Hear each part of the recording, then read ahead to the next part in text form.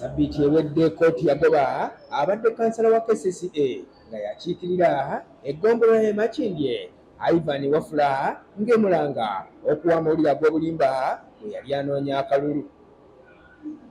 Akalulu nga kawedde ssentebe wa NRM owa Makindye Yasin Omar yaddukira mu kkooti n'asaba Wafula okulondebwa kwe kusazibwemu era emyaka 3 kibadde tekikolebwanga okutuusa sabbiiti ewedde kkooti mugoba.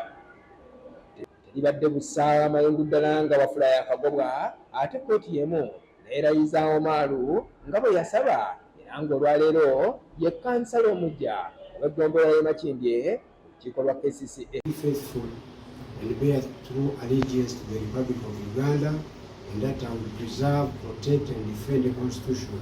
So help me Allah.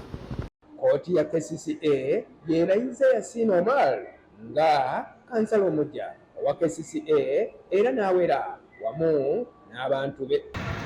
Maze kulayira era tujja kugenda mu kanso y'e Kampala, tujja kukola si bintu bingi, tuteeka mu nkola manifesto ya NRM, enguudo, kasasiro, nzikiza, bya health, emirimu mu city council, accountability benja kuteesa mu kanso. Kanyufu nnyo era nebaza Katonda bwensinza okulaba nga chairman wange we NRM omukozi ennyo ayingidde kanso. Ndi musanyufu nnyo era President Museveni laba chairman wange ayingidde mu kanso buli kimu kigenda kutereera.